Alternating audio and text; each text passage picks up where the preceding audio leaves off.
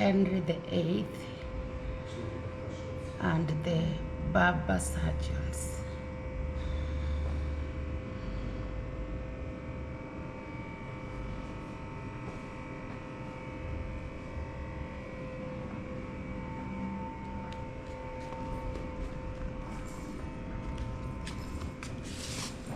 Who was the surgeon?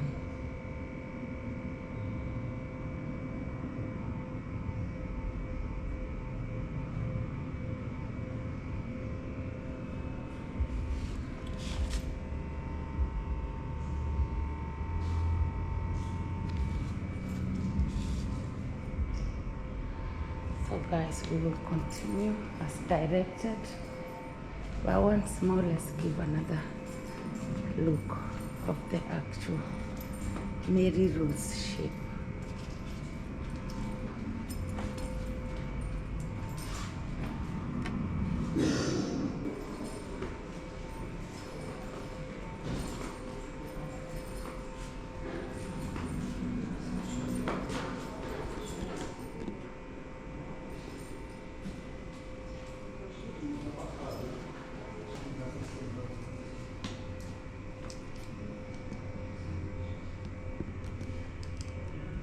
So the Mary Rose gun pots. Through this window you can see the outside of the ship at the level of the main deck. Two of the gun pots can be seen.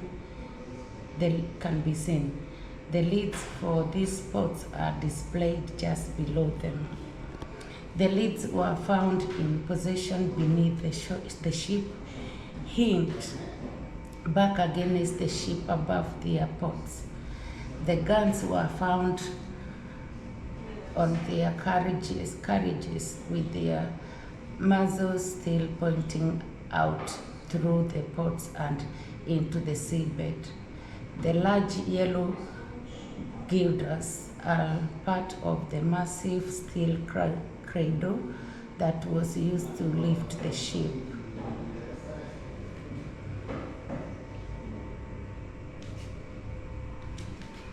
You can see there, this is the outside of the ship.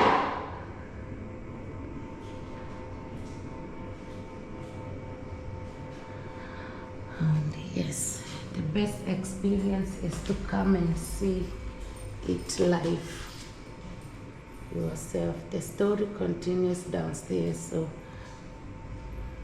let's go.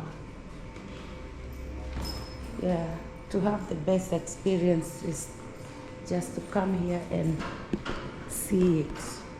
The place is very clean, of course. And we are going downstairs.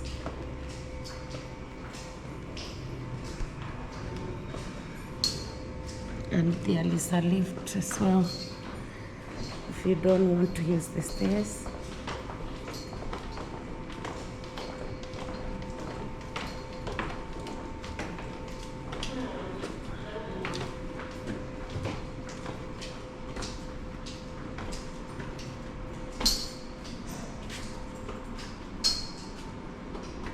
Examining the evidence.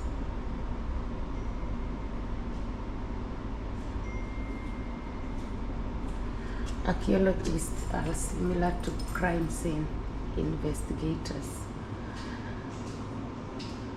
We piece together clues, but usually ones that were left by people hundreds or even thousands of years ago. This gallery introduces some of the science and techniques we used to uncover information about daily life on board a 16th century warship, to find out what the men did, what they owned, what they wore, and what they ate.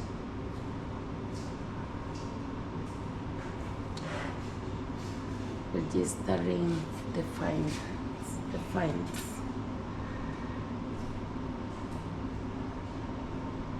Once lifted, the objects were taken to the finds bay on board the salvage vessel Sleipner for identification and registration.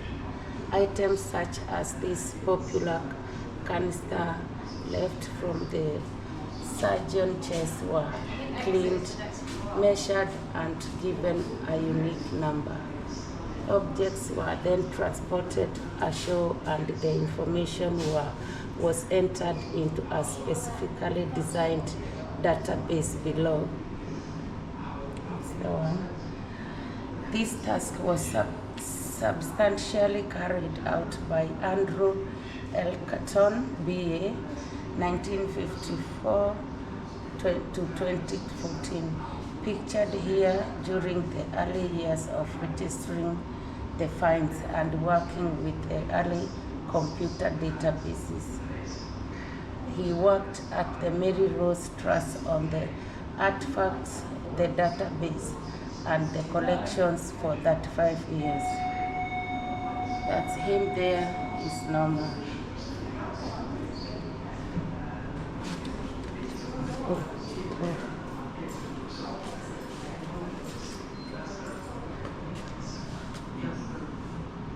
Some bricks.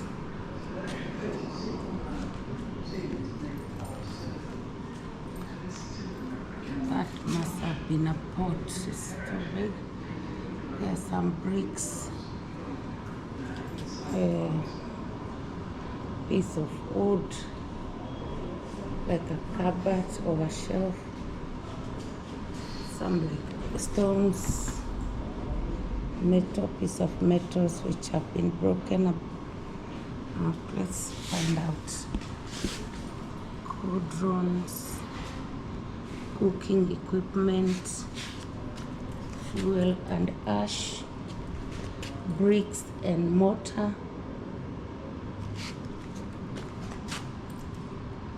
Did you know the top edge of the cauldron was lined with lead, which is poisonous? Yeah, there's a lot to read there about this. It's all, most of it looks like cooking equipment. And here you can see that it's a big pot to cook for hundreds and hundreds of people.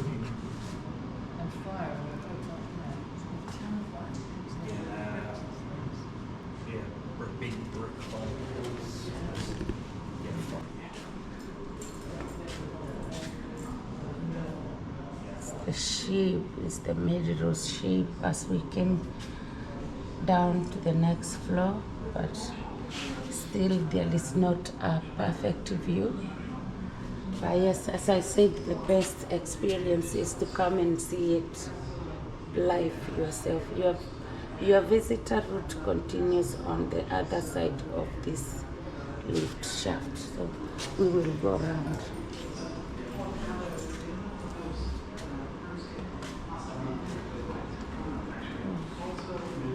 There's some clothes here.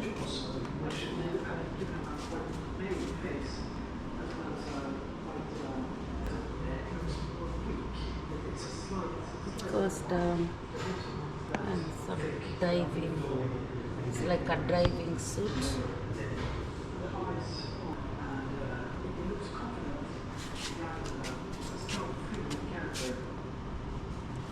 Mary Rose facts and figures.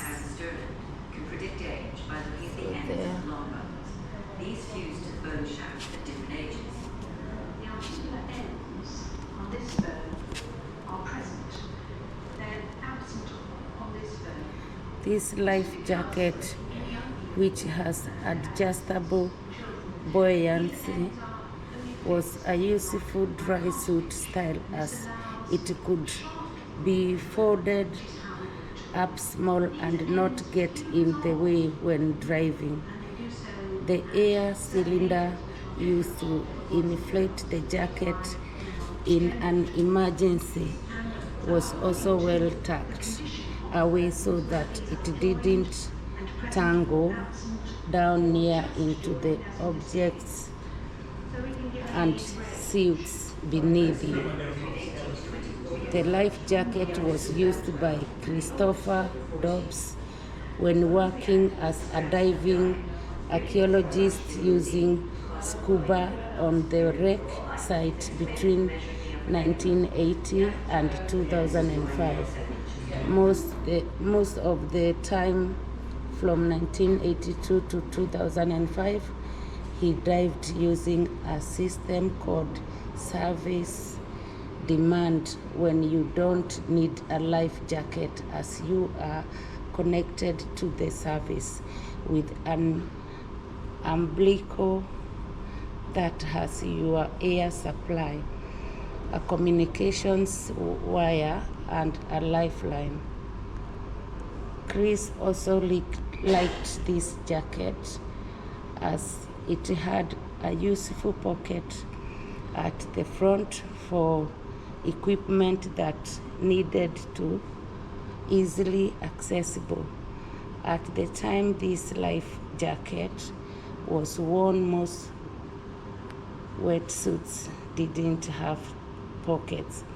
So this came in very handy. Typical items stored in there could be the lens cap and his camera when the camera was in use, or small plastic Ziploc bags tied up in a strip of lead that could be used to put delicate items in. So that is the pocket on front. Guys, I took time reading that because it's written in very small letters, but at least yes. So that is one of the divers who went to rescue Mary Rose in 1980s. The lower deck. So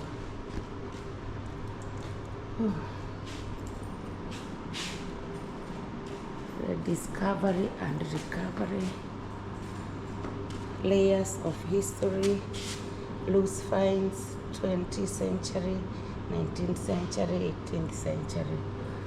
So wow, these are all pieces and pieces.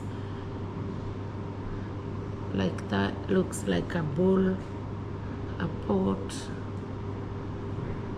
or like a small pot is broken, two of them actually, because you can see the top of the pots.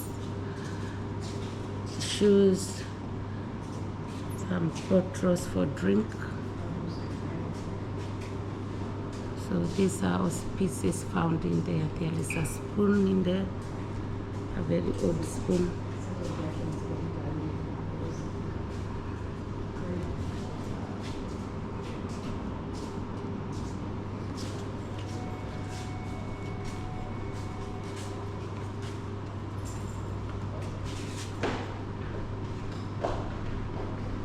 Underwater archaeology touch to start.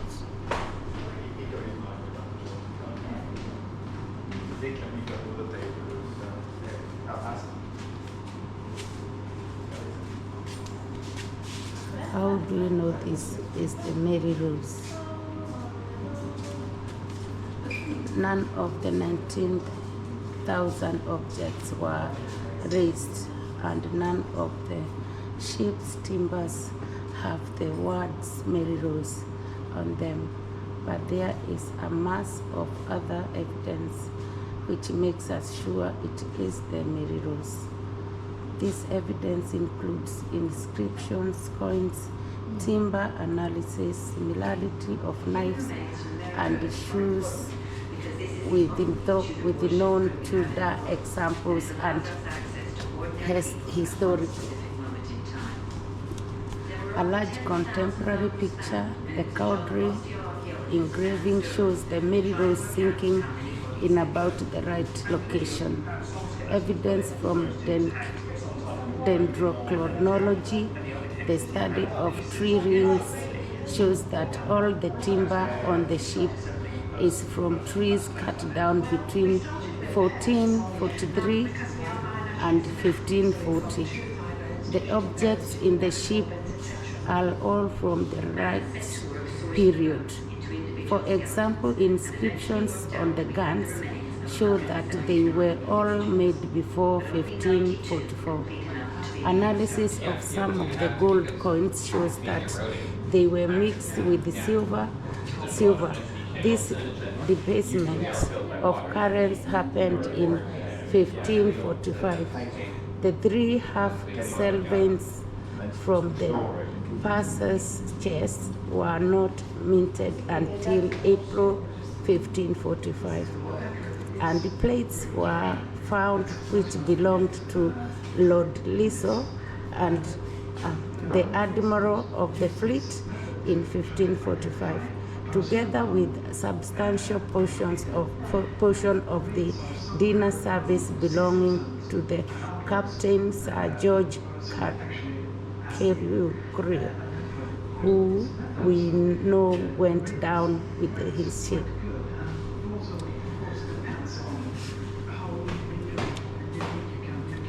Alright, so those are the evidence to show that yes, this is the real Mary Rose ship.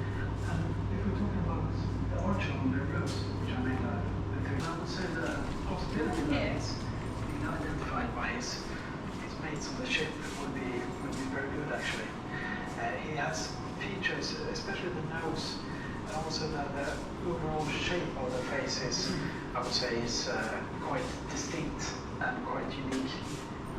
To learn how to do a reconstruction, I would say you need a guidance from an experienced person that has been doing these things.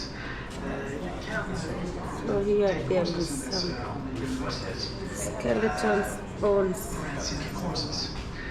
injury and illness, fracture, rickets, fracture, scalding, hip trauma, arthritic elbow. Need know how to sculpt, not only the face, but sculpt in 3D, in 3 dimensions. You must have the ability, train the ability to sculpt as important as well. The teeth, some of the teeth of that man are still there. They are losing all the front teeth, God Almighty. So you can perhaps be influenced by looking at British people today to find the colors. Injury and illness. This is the skull of person who we have identified as the master gunner because of the objects found with him. Although younger than 35, he had lost many of his teeth and parts of his jaw bone had worn away, so he probably suffered from painful abscesses. He had unusually shaped head, longer between the front and the back than many of the other men. These are the arms bones of person B.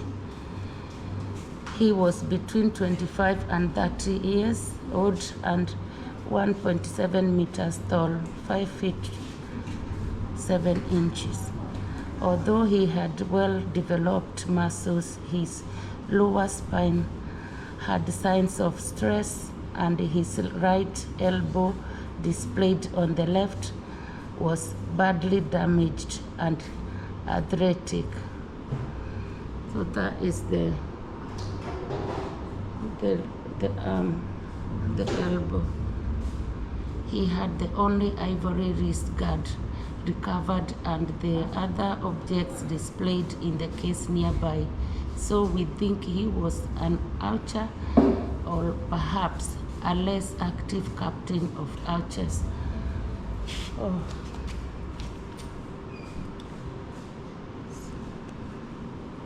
C and D, person C, a young man suffered a bowing fracture of his right femur. The upper leg bone, as a child, it is twisted, bowed and flattened, and there is matching damage on his right pelvis.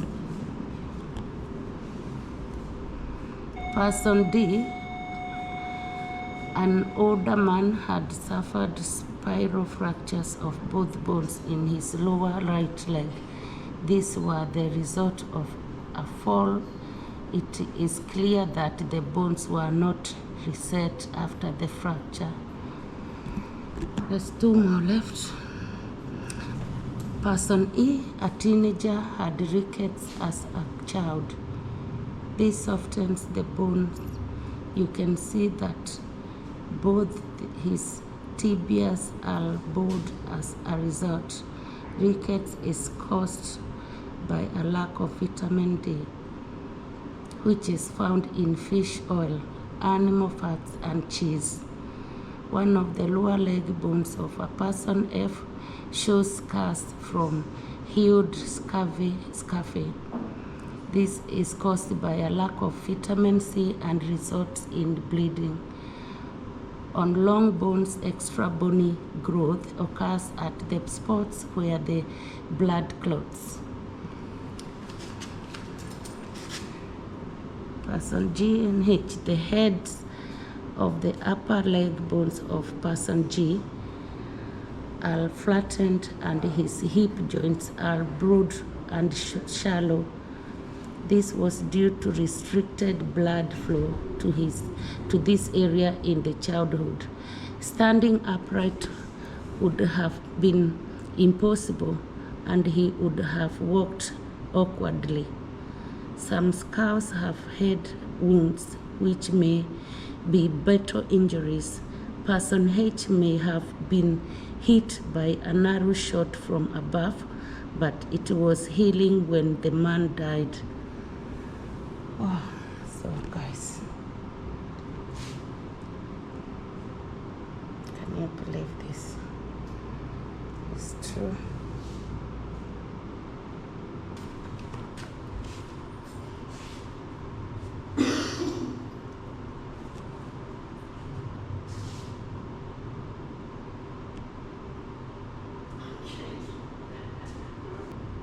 Mary Rose Archer.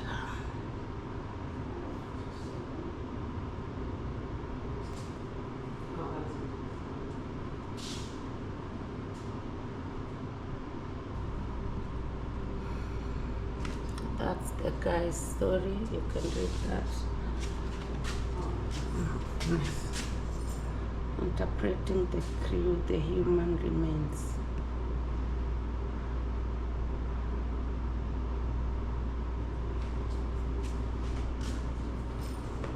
Another full standing one.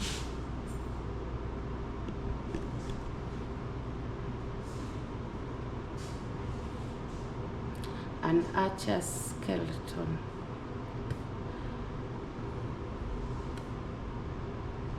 This is one of the most complete skeletons recovered.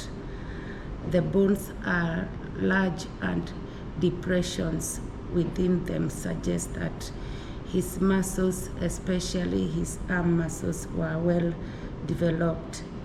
Both his shoulders have a condition called as acromial, while the tip of bone, the acromion on the shoulder blade, has not fused. It usually fuses around the age of about 18, but regular strain can prevent this. On the Mary Rose skeletons, there are more instances of this condition on the left-hand side than the right. The left side is the side which exerts most force when a right-handed archer draws a long bow. The central section of his spine is twisted and the base is compressed towards the left. His pelvis shows signs of severe stress similar to that found on the bones of the archer who drew heavy longbows today. These are more reasons why we think he must have been a professional archer, an Englishman or a Welshman. We can tell he was English or Welsh from a chemical study of his tooth enamel made up of calcium, phosphorus, and oxygen stores a chemical record within the oxygen. The water you drink as a child contains a chemical record of the three forms of oxygen. These have different ratios depending on latitude, altitude, temperature, and distance from the coast. Working out the ratios can identify areas where individuals grew up. The figure to the left is a reconstruction of how the archer might have appeared based on the analysis of his skeleton. So that's the skeleton.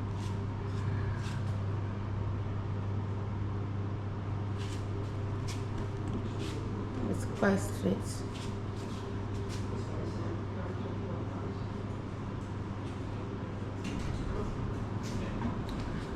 And this is how they think he could be looking like.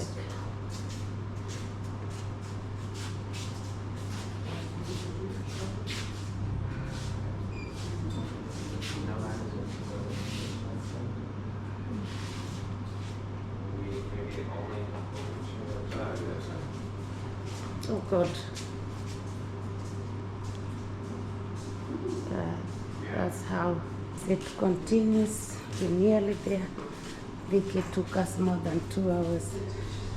And probably here we'll have a better look of the Mary Rose shape. Oh.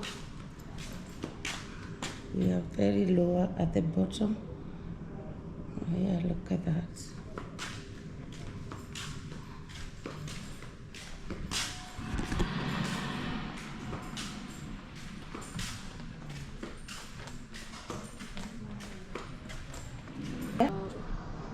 Didn't see this area. You have 5 minutes for you. Where? There? Yeah. If All you, right. yeah. Okay. Let me go quickly. And if I want to come out, I'll still have to come this way. Just stairs. You can use stairs. All right, Because yeah. that link, unfortunately, is not working. Okay.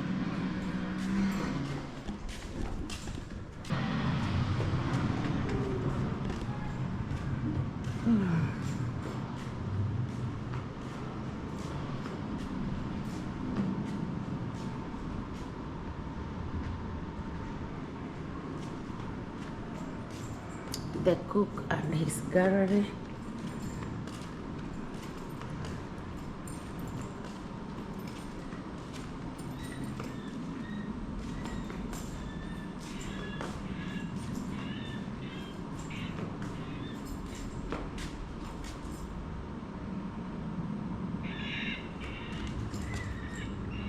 Cookies.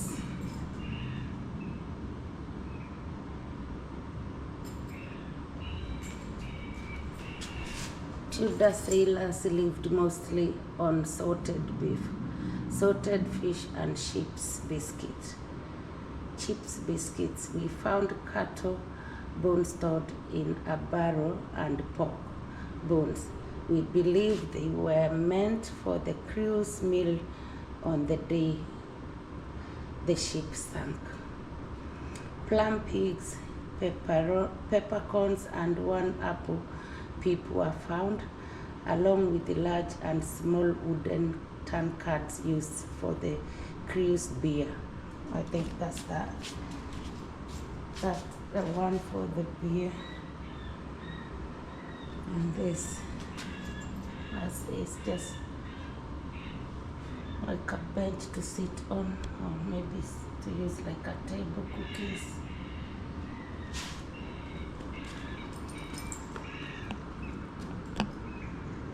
Apples,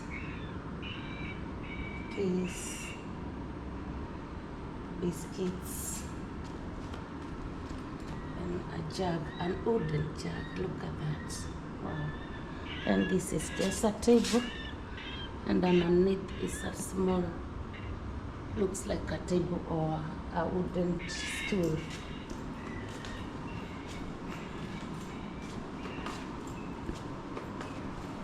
So I can go out that way, yeah?